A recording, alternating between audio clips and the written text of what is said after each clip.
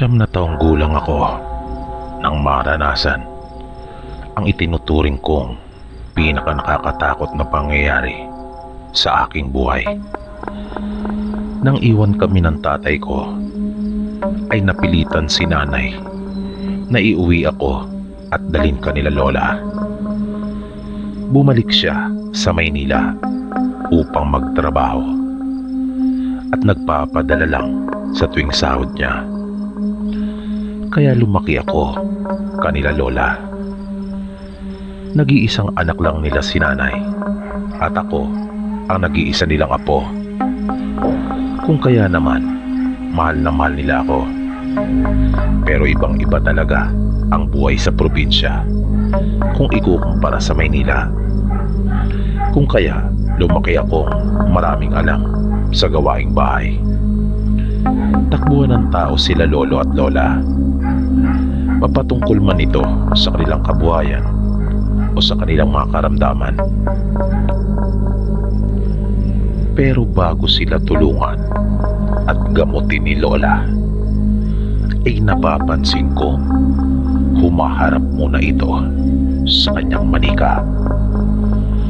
Madalas ay dalawa lang kami naiiwan ni lola sa bahay. Kung minsan naman ay tanging ako lang mag-isa ang naiiwan, lalo na kapag may mahalaga silang nilalakad ni lolo patungkol sa kanilang lupa.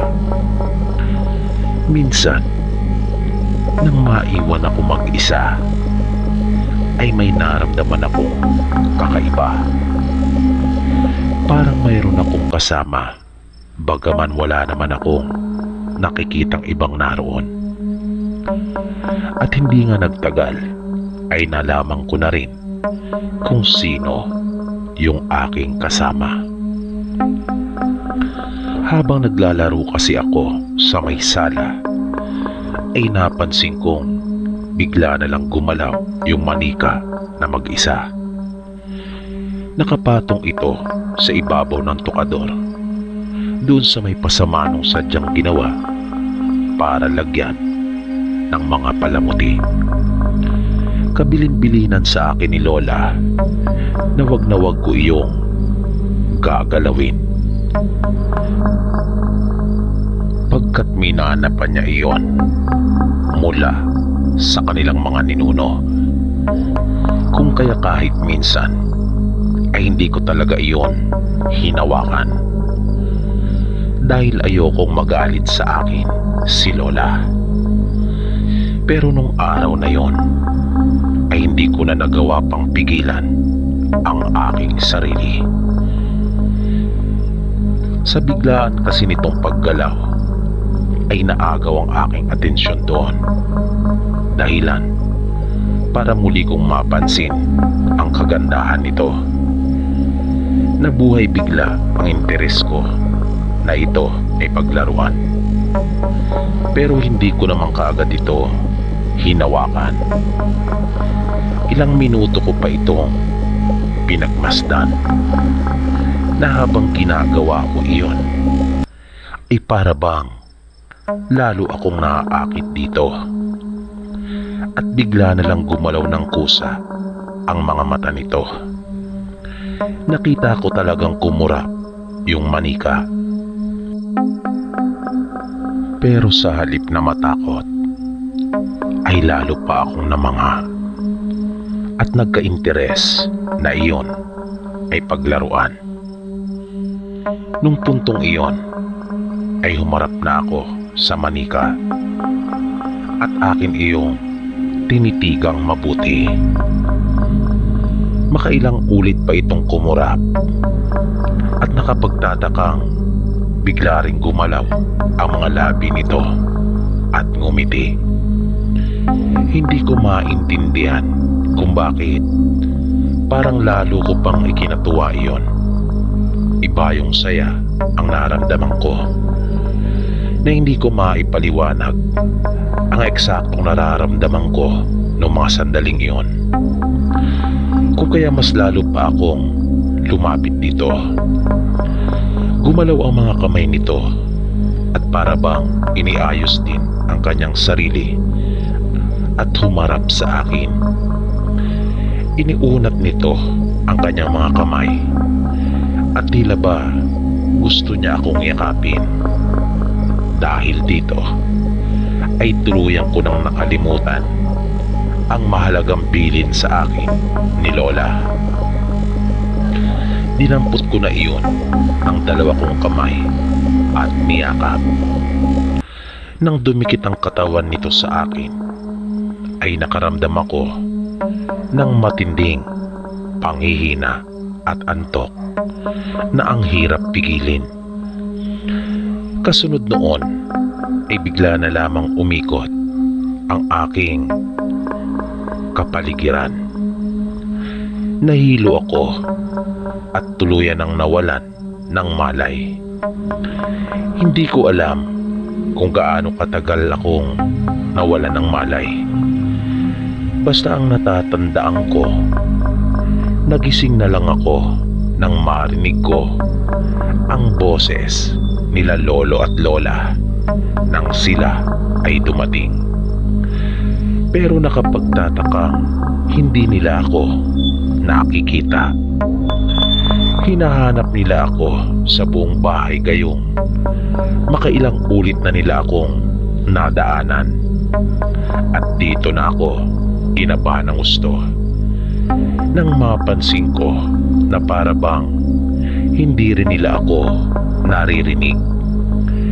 Dahil kahit ilang beses ko na silang tinatawag at kinukuha ang kanilang atensyon ay baliwala pa rin. Hanggang sa lumabas na sila ng bahay para ako ay hanapin. Dito na binalot ng matinding takot ang aking buong katawan. Bigla akong naguluhan at di ko malaman kung ano ba ang nangyayari. Lumipas ang ilang oras. Nang bumalik sila lolo at lola, ay narinig ko ang kanilang pag-uusap.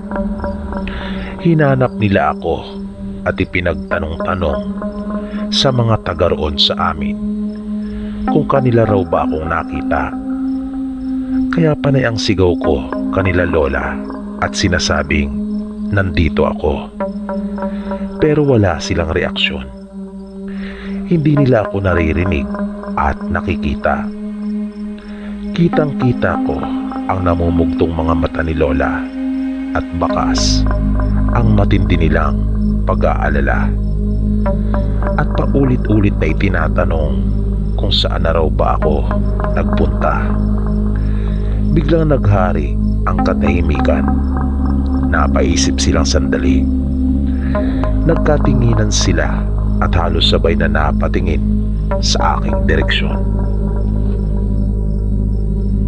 Kaya napabulalas ako at nasabing, sa wakas. Ang buong akala ko kasi ay kanila na akong nakita. Pero nagkamali ako. Narinig ko ang malakas na bangkit ni lola ng ang manika. Wika niya kay lolo. At lumapit silang dalawa. Naramdaman kong binuhat ako ni lola at inilapit sa kanya. Na nagtaka ako dahil para bang ang gaan-gaan ko lang. Inihiga ako ni lola. Umalis siyang sandali at pagbalik ay may mga hawak na siya sa kamay. May binig kasi itong mga kataga na parang isang panalangin, ngunit kakaiba iyong lengguwahe na noon ko pa lamang narinig ang mga salitang iyon. Kasunod noon ay nakaramdam na akong muli ng iba yung panghihina at matinding antok hanggang sa nakatulog na ako. Nang magising ako ay nasa tabi ko sila lola at masayang masaya habang umiiyak. Napansin kong nakahiga ako sa sahig na sinapinan ng itim na tela. Paglingon ko sa may tokador ay wala na doon yung manika ni Lola. Nang tanungin ko siya kung nasaan ang manika, ay sinabi niya sa aking wala na ito at hindi daw iyon ang mahalaga. Sabay yakap nito sa akin.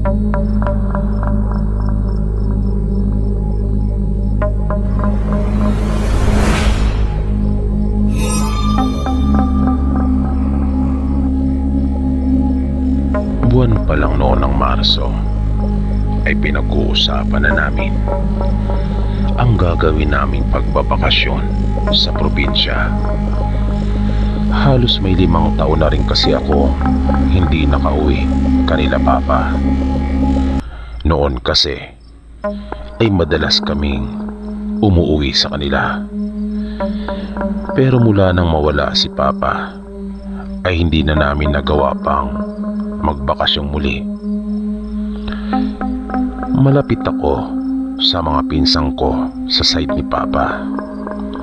Kung kaya nga ay ang text nila sa akin at palaging nagtatanong kung kailan daw ba ako magbabakasyon. Kaya sinabi ko sa kanila na uuwi ako sa pagsasara ng klase. Kung kaya kahit malayo pa ay may mga pinaplano na kami sa kung ano yung mga maaari naming gawin pagka-uwi ko. Nakakausap din nila yung mga kaibigan ko at balak din ang mga itong sumama. Pero nang sumapit na yung bakasyon at yung mismong araw ng pag-alis namin ay iisa lang sa mga kaibigan ko ang natuloy. At ito ay si Henry, na kahit siya mismo ay hindi makapaniwala dahil noon lang daw siya mawawala ng matagal sa kanila. At yun din ang unang pagkakataon na magbabakasyon siya sa malayong lugar. Masayang masaya kaming pareho ni Henry. At sa tuwing may pagkakataon pa nga ay kanyang tinitext yung mga kaibigan namin na kung minsan pa nga ay tinatawagan pa niya para lang inggitin. Hindi kami nahirapang puntahan yung mga malalayong lugar na pwedeng pasyalan doon sa probinsya dahil may mga motor kaming nagagamit mula sa mga tsuhin at mga pinsang ko. Nang dumating nga kami noon sa pier ay kanila pa kaming sinundo, bagay na ikinatuwa naming magkaibigan. Kaya masayang masaya talaga kami at walang wala sa hinuwa ko na may mangyayari sa aming hindi maganda. Mabilis na lumipas ang mga araw. Marami na rin kaming napuntahang magagandang lugar. Nakaligo na rin kami ng ilang beses sa dagat at mga sikat na paliguan doon sa amin. 3 araw na lang at babalik na kami ng Maynila. Kaya nang magyaya ang isa kong pinsan na mga aso ay nilubos-lubos na namin. Pero may mahigpit na bilin yung tsuhi ni Papa na si Lolo Insyong, na sa oras na makita na namin yung malaking puno ng mangga na nakahiga doon sa itaas ng bundok ay bumalik na kami. Kabilin-bilinan niya sa amin na wag kaming lalampas doon o dediretso dahil ubha umanong mapanganib. At yun din ang sabi ng mga pinsang kong kasama namin. Madilim nung gabing iyon, kung kaya bagay na bagay daw talagang mga aso. Pero sobrang lamig ng mga oras na yon. Kung kaya naisipan muna naming tumagay ng isang 4 kanto bilang pampainit para may pangontra kami sa ginaw. Ang problema, parang tinamaan kaming pareho ni Henry sa aming nainom. Kung kaya medyo makulit na, pero kayang-kaya pa naman namin na maglakad. At lumarga na nga kami nang maubos na namin yung aming iniinom. Dahil sa hindi naman namin alam kung saan talaga kami pupunta. Kung kaya naman sumusunod lang kami ni Henry sa dalawang pinsang ko. Medyo nahirapan kami sa paglalakad noon dahil sa sobrang dilim. At hindi rin masyadong maliwanag yung dala nilang mga flashlight.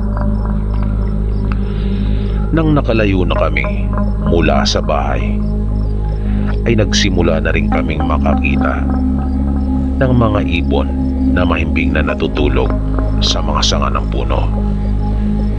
At mabilis na nangalahati yung dala naming bayong. Mahaba rin yung nilakad namin at walang pinapalampas yung dalawang pinsang ko. Kahit yung mga batis na dinaraanan namin ay kanila talagang sinusuyod.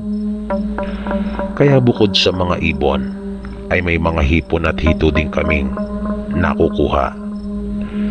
Hanggang sa marating namin nang hindi namamalayan yung sinasabi ni Lolo na malaking puno ng mangga na nakahiga. Mabilis na nagyaya yung dalawang pinsang ko na bumalik na kami.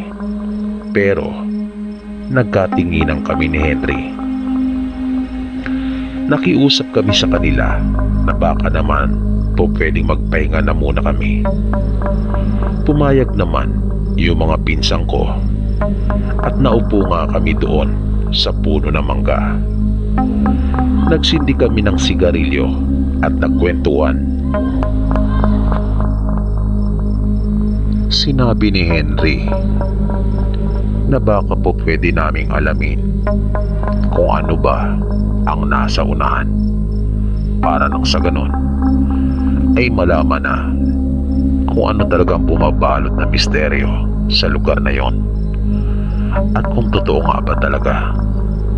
Tumanggi naman ang mga pinsang ko at sinabing mula pa noon ay wala ni isa mang naglakas loob na lumampas sa sinasabing hangganan na puno ng mangga. At dito tila nakahanap ng butas si Henry para makumbinsi yung dalawa kong pinsan. Sinabi niya yun na nga mismo ang punto. Natatakot daw sila sa isang bagay na maaring hindi naman totoo. Dahil sa wala namang makapagpatunay kung ano ba talaga ang mayroon sa unahan ng puno ng mangga. At paano daw ito naging nakakatakot. Nagbiro pa nga ito at sinabing mas nakakatakot pa yung aming dinaanan, na ang tinutukoy niya ay yung inakyat namin na malapader sa gilid ng talon. Dahil muntik na kaming mahulog ng madulas. At sinabi pa niyang alam niya na hindi naman takot ang mga pinsang ko, kundi sumusunod lang. Dahil sa mga sinabing yun ni Henry ay natawa yung dalawa kong pinsan at nakumbinsi. Kaya nang hindi pa man nauubos yung aming mga sigarilyo ay tumayo na kami at nagpatuloy na sa paglakad.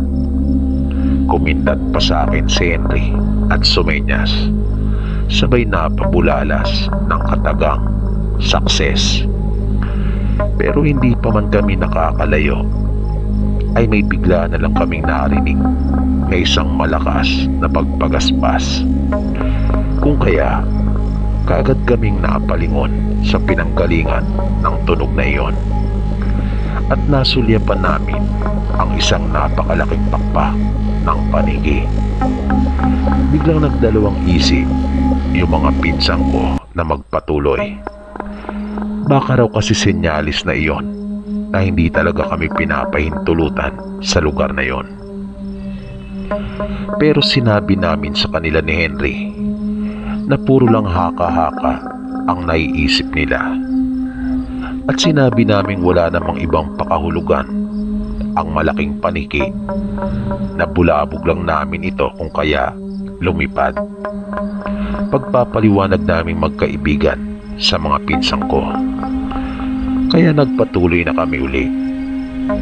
Pero kapansin-pansin yung kakaibang laki ng mga puno sa paligid, nang matamaan ito ng liwanag ng hawak nilang mga flashlight. Gayon din yung mga naglalaki ang baging na nakapulupot sa mga iyon. Noon lang ako nakakita ng ganon kalalaking mga puno sa tanang buhay ko. At nagulat ako nang mapabulalas ang dalawang pinsang ko, pagkat noon lang din pala sila nakakita ng ganon. Katunayan na hindi pa nga talaga nila nararating ang bahaging iyon ng gubat. Halos wala na kaming makitang liwanag, hindi katulad sa mga nadaanan namin, na bagamat madilim, kahit papaano ay may liwanag pa rin na nagmumula sa buwan. Pero sa buhok na yon ay wala. Hanggang sa muli naming narinig yung mga pagaspas, na nung mga pagkakataon na yon ay hindi lamang isa, kundi napakarami. At hindi iyon kanais-nais sa pandinig, kung kaya napatakip na lang kami ng aming mga tenga, kasabay ng pagpapasya na lisanin na yung lugar na yon. Kaya nagmamadali naming tinahak yung daan pabalik, hanggang sa narinig ko ang malakas na pagsigaw ni Henry. May humawak daw sa kanya. Mabalahibo daw iyon. At nang sapitin na namin yung puno ng mangga, ay sakto namang bumagsak si Henry sa paanan nito. Kaya nagtaka kami na mga pinsang ko. Ang buong akala ko ay nadapa lang ito, pero hindi na niya nagawa pang bumangon, kung kaya mabilis namin itong siniyasan para malaman kung anong dahilan. Pero nagtaka kami ng mga pinsang ko pagkat wala naman itong anumang sugat, ni galos nga ay wala, maliban sa namumulang parte ng kanyang braso na marahil ay iyon yung bakas ng sinasabi niyang may humawak sa kanya. Makailang ulit ko siyang niyog-yog, pero wala talaga itong reaksyon. At nataranta na ako ng tuluyan nang suriin namin itong muli, at malamang hindi na ito humihinga. Bigla akong nag-alala sa kung ano ang mga maaaring mangyari. Paano ko ipapaliwanag sa kanyang mga magulang na wala na ang kanilang anak? Umuwi yung isang pinsang ko para humingi ng tulong, habang binantayan naman namin yung katawan ni Henry. Hindi ako makapaniwala sa mga nangyari. Sa isang iglap, nawala ang isa sa itinuturing kong matalik na kaibigan, dahil na rin sa pagiging masuwain namin sa mga matatanda at hindi pagrespeto sa paniniwala ng iba.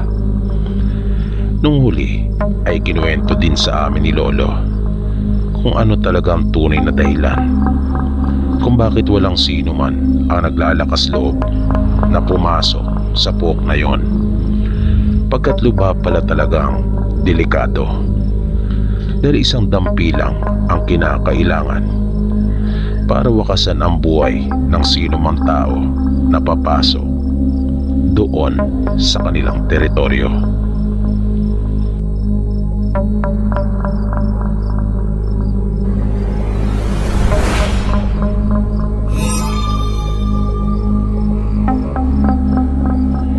Kwento at karanasan ito ng pinsang ko na nakapangasawa ng taga Mindoro. Tawagin na lang natin siya sa pangalang Edwin.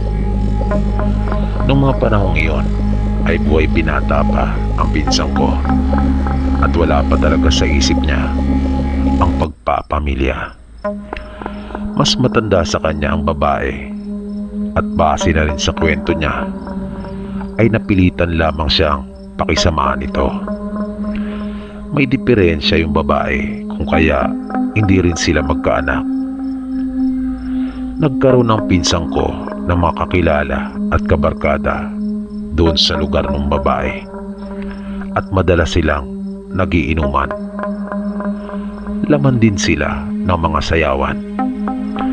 Minsan, nang dumalo siya sa isang sayawan, ay nakainom na silang magkakaibigan bago pa nagpunta. Kung kaya medyo makulit na sila at madaling makatawag ng pansin.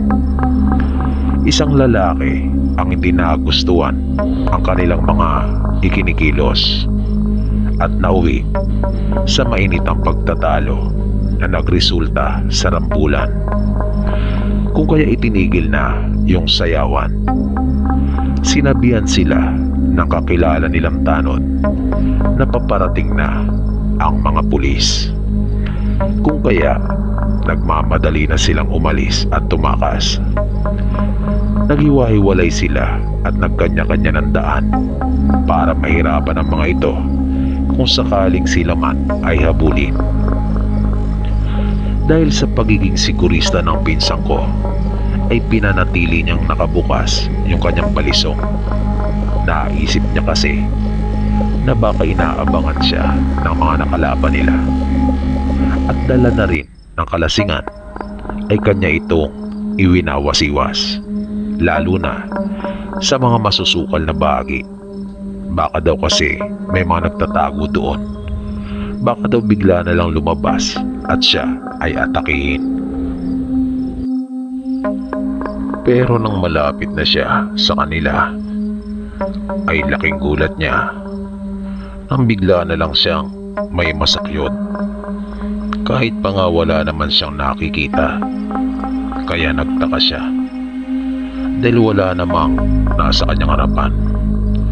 Pero naramdaman talaga niya na mayroon siyang nasaksak. At may narinig din siyang impit na tunog ng nasaktan.